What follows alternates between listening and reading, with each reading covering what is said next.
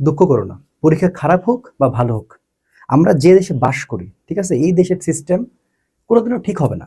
মানে এটা তোমার আমার সকলের ভাগ্য খারাপ যে আমরা আসলে বাংলাদেশে বাস করেছি, এবং আরো ভাগ্য খারাপ যে আমরা বাংলাদেশকে ভালোবাসি, এবং আরো ভাগ্য খারাপ যে জন্মভূমিকে ভালোবেসে এখানেই থাকতে চাওয়াটা। ঠিক আছে, তো যাই হোক, হোয়াট এভার, এগুলো নিয়ে কথা বলতে চাই না, অনেক খুব বের হয়ে চলে আসবে। তো প্রথমত পদার্থবিজ্ঞান প্রথম পত্র, যারা পরীক্ষা খারাপ দিয়ে ফেলেছো, ঠিক আছে, একদমই মন খারাপ করবে না। কারণ হচ্ছে তোমার কাছে মাথায় রাখতে হবে, যখন তুমি বিপদে পড়বে সেই বিপদ থেকে বের হইতে হবে। অর্থাৎ তুমি যে একটা ম্যাচ খারাপ খেলতেছো, সেই ম্যাচটা তোমাকে এখন বের করতে হবে। এখন ভাইয়া তুমি কিভাবে চিন্তা করবা, এই একটা স্ট্র্যাটেজি তোমাকে অবলম্বন করতেই হবে। ঠিক আছে, ফার্স্ট অফ অল তো পড়াশোনা করতে হবে, যেহেতু প্রশ্নগুলো আমরা দেখতেছি যে বোর্ড স্ট্যান্ডার্ড না। অর্থাৎ ফিজিক্সের যে প্রথম পত্র আমার পরীক্ষা দেখলাম, অলরেডি দুইটা প্রশ্ন ভুল ছিল, তোমরা মানে অলরেডি জেনে গিয়েছো। এবং হচ্ছে প্রশ্নের প্যাটার্নের কোনো মানে সিরি নেই। অর্থাৎ এইটা আসলে বুয়েট লেভেলের কোশ্চেন করার আসলে তারা চেষ্টা করে মোটামুটি কি বলবো যে ডাউন হয়ে চলে আসছে আর কি, বুঝতে পারছো? তো যাও, এটা নিয়ে আমার কোনো কথা নাই। এখন আসো, আমাদের এই ডু অর ডাই সিচুয়েশন থেকে আমাদেরকে বের হতেই হবে। আমি ধরে নিলাম ফিজিক্সে তোমার এ প্লাস আসতেছে না ফার্স্ট পার্টে, কিন্তু সেকেন্ড পার্টে তো একটা চেষ্টা করাই যায়। তো চেষ্টা করতে তো আর ক্ষতি না, চেষ্টা করতে কি ক্ষতি আছে? ক্ষতি নাই। তো চলো আমরা একটু চেষ্টা করি। আচ্ছা, আমি বারবারই বলি, প্রিপারেশনটা আমরা কিভাবে সাজাবো। আমি তোমাদের কোনো সাজেশন দিব না যে এটা এটা এটা এটা পড়ো, মানে এক শ্রেণী স্টুডেন্ট এসে মানে গালাগালি শুরু করে দেবে। যদি আমি কোনো ভিডিওতে কখনোই বলি না যে আমরা কোশ্চেন 100% কমন বা প্রশ্ন আউট হয়ে গেল, প্রশ্ন ফাঁস করে দিলাম, এরকম কিন্তু আমি বলি না কখনো। এরপরও যারা বোঝে না, অন্য কারো ভিডিও দেখে এসে আমার ভিডিওর উপর রাগ মানে ঝাড়তে পারে। দ্যাটস ওয়াই আমি এখন তোমাকে যে প্ল্যানটা দিচ্ছি, সেই প্ল্যানটা মনোযোগ দিয়ে শোনো, মাথার মধ্যে গেঁথে নাও। আচ্ছা ভাইয়া, তোমার প্রশ্ন লেখা লাগবে হচ্ছে 5টা, তাই না? প্রশ্ন লেখা লাগবে কয়টা? 5টা। এখন বিষয়টা হচ্ছে, যেহেতু কোশ্চেন গতানুগতিক হচ্ছে না, তার মানে ওই বোর্ড স্ট্যান্ডার্ড পরীক্ষা বা যে বোর্ডের যে প্যাটার্ন গুলো বারবার এসেছে, ওই প্যাটার্নটা কিন্তু এক হচ্ছে না।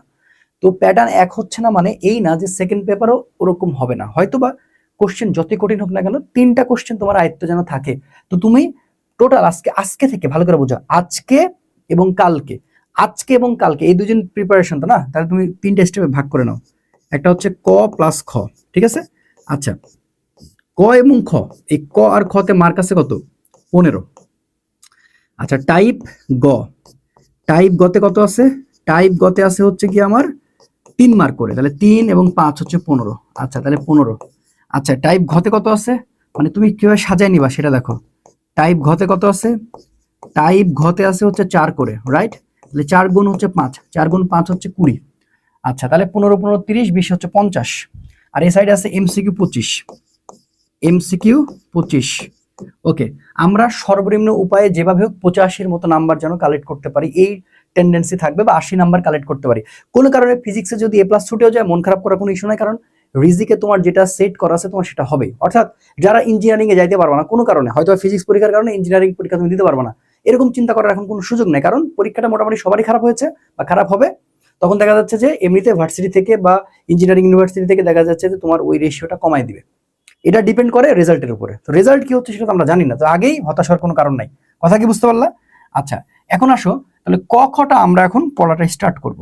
আমি তোমাদের একটু পরে ক খয়ের পিডিএফটা দিয়ে দিচ্ছি, পিডিএফ এর একটা ভিডিও দিয়ে দিচ্ছি, ওই পিডিএফটা সুন্দর করে শেষ করতে হবে, তোমাদের একটু শর্ট করে দিচ্ছি আমি। কারণ ওই যে বললাম না, কম করে দিলে তখন না আসলে আবার মুশকিল, ওই জন্য আমি সবই দিয়ে দিচ্ছি, তুমি একটু পড়ে নিবা। এই যে ক খ, এই ক খ কোনোভাবে তোমার সাথে কম্প্রোমাইজ করা যাবে না। আজকের ক খ গুলো কিন্তু মোটামুটি খুব পারার মধ্যে ছিল, আজকের ক খ গুলো কিন্তু কোনো ইয়ে ছিল না, মোটামুটি সব পিডিএফ এর মধ্যে ছিল। আচ্ছা, এই ক খ, এই ক খটা কোনোভাবে মিস করা যাবে না। আচ্ছা, এখন আসো, এই ক খ এর জন্য তুমি ওই পিডিএফটা শেষ করবা, তাহলে কি পিডিএফটা শেষ করবা। আচ্ছা, পিডিএফটা আমি নেক্সট ভিডিওতে, এই ভালো করে বুঝবা, আগে না বুঝে খালি তোমরা আজ একটা কমেন্ট করো।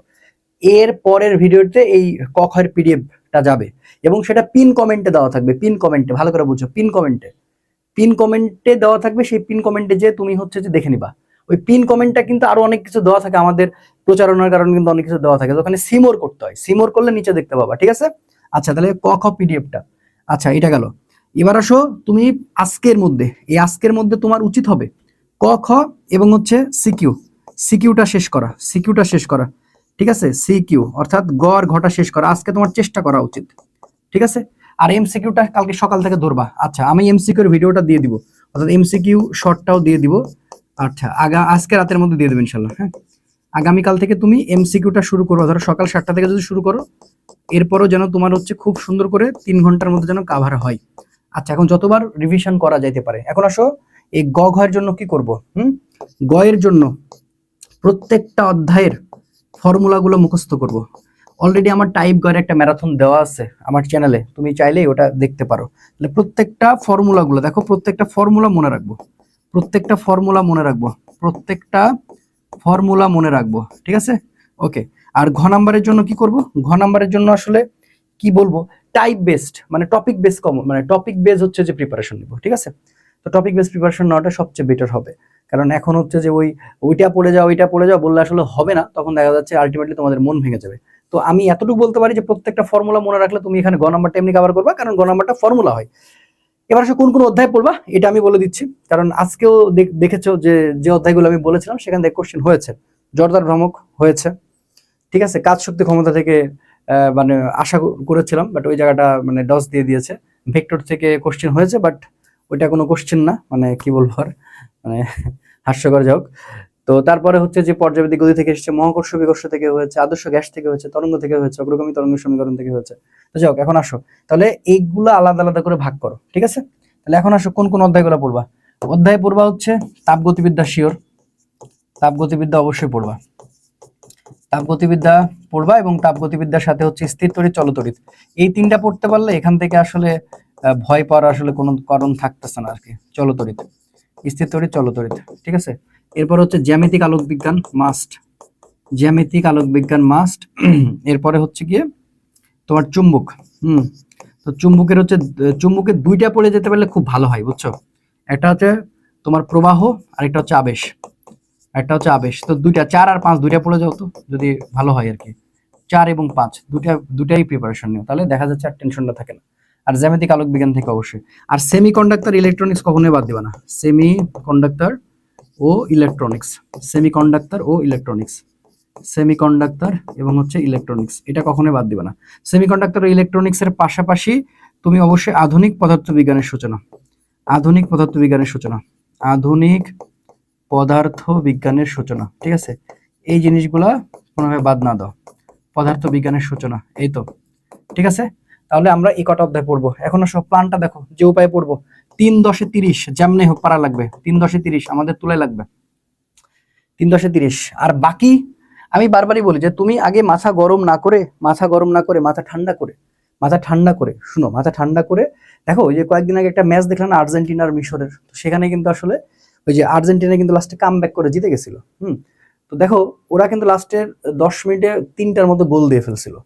তো এই যে তাদের প্রসিডিউরটা কি ছিল, তারা কিন্তু ওই সময়ের মধ্যে অনেক পরিশ্রম করেছে। তো তোমার অবস্থাটা হচ্ছে কি, তোমাকে এখন কাম ব্যাক করতে হবে, মানে তুমি যেহেতু কোনোভাবে নিচের দিকে চলে গেছো, তাহলে এখন তোমাকে মাথা ঠান্ডা করতে হবে। তুমি যদি এখন মনে করো আরো হাইপার হয়ে যাবে, তাহলে কোনো আলটিমেটলি ফলাফল পাবা না।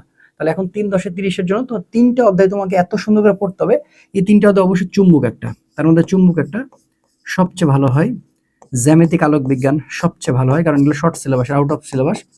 জ্যামিতিক আলোক বিজ্ঞান সবচেয়ে ভালো হয়, ঠিক আছে? এই জিনিসগুলো থেকে 100% কোশ্চেন আসলে আসবে, কোশ্চেন আসবে। আমি এখানে 100% ইউজ করেছি, তার মানে এটা আবার কেউ ভুল ধরো না যে আমি সাজেশন দিয়ে ফেলেছি। আমি বলছি কোশ্চেন আসবে, কথা থেকে কোশ্চেন আসবে। আচ্ছা, তাহলে চুম্বক এবং হচ্ছে কোশ্চেন, মানে কোশ্চেন এই চুম্বক থেকে এবং এখান থেকে আসতেছে। সো তুমি এই দুইটা চুজ করতে ভালো হয়। তারপরে তাপ বা স্থির, তাপ বা স্থির, এই 4টা অধ্যায় যদি তুমি খুব ভালো করে পড়ো, দেখবা যে তুমি অন্তত 3টা কোশ্চেন লেখার জন্য ক্যাপেবল হচ্ছ, ঠিক আছে? এবার কোন কোন টপিকগুলো থেকে প্রশ্ন আসে সেটা তোমরা নিজেরাই বুঝতে পারবা, যেহেতু তোমরা নিজেরাই বুঝতেছো। আমরা তো কিছু বললে সেটা ভুল হয়ে যেতে পারে, তখন সেটা নিয়ে আবার সমালোচনা হবে, দরকার নেই। যেহেতু আমাদের অ্যানালাইসিস গুলা তোমাদের পছন্দ হচ্ছে না, তো সেক্ষেত্রে আর বলতে চাচ্ছি না। মানে পছন্দ হয় আমি জানি, বাট কয়েকজন স্টুডেন্ট আছে খুব বদমাইশি করে কথাবার্তা বলে, খুব খারাপ লাগে আর কি। যাই হোক, আসলে কেন বলে জানি না। তো এই হলো বিষয় আর কি। হ্যাঁ, তাহলে এই 3-10-30। তাহলে আমরা বাকিগুলা হচ্ছে, যদি আমরা 2টাতে আছে, দেখো আমাদের আমরা 4-4-8 বাদ দিলাম, 4-4-8 বাদ দিলাম। আমাদের কিন্তু 6 করে তোলার পসিবিলিটি আছে, কারণ 1-এ 1 মার্ক, 2-এ 2 মার্ক, গয়ে 3 মার্ক। তাহলে অন্তত আমরা 6 দুগুণ হচ্ছে 12 মার্ক কিন্তু ডিজার্ভ করি। তাহলে 30 আর 12 এখানে যেন 40 পাই। এই 40টা পাইলেই মোটামুটি, আর এমসিকিউতে যেভাবে হোক 17 তুলতে হবে। 40 আর 17 হচ্ছে 57, 57 আর 23 করলে কিন্তু A প্লাস হয়ে যাচ্ছে। তাহলে মাথা ঠান্ডা করে কামব্যাক করতে হবে এবং তোমাকে পারতে হবে, তুমি পারবে, এটা আমি বিশ্বাস করি ভাই। সো ফার্স্ট পার্টটা হয়েছে, মানে সেকেন্ড পার্টও যেহেতু ফার্স্ট পার্টটা একটু মানে বিট্রে করেছে, আমার মনে হয় না সেকেন্ড পার্টটা এরকম হবে। অন্তত এই জিনিসগুলোই পড়ো প্লিজ, আমি যেগুলো বলেছি এর আগে ওগুলোই পড়ো। যেগুলো ভালো ভালো কোশ্চেন দেখানো হয়েছে, যেমন স্থিতর থেকে ধারক খুব ভালো করে পড়তে হবে, ধারক A to Z। এরপরে হচ্ছে যে কোনো বিন্দুতে বিভব প্রাবল্য, তাপগতিবিদ্যা থেকে হচ্ছে ইঞ্জিন, কার্নো ইঞ্জিন, তারপরে গ্রাফ, কৃতকাজ, এই যে অনেক ব্যাপার স্যাপার কিন্তু রয়েছে। সবই পড়ো, টেনশন করো না, আল্লাহ তাআলা আছেন তোমাদের জন্য, সবসময় দোয়া করি, পাশে ছিলাম, আছি, থাকবো অলওয়েজ। আসসালামু আলাইকুম রহমতুল্লাহ।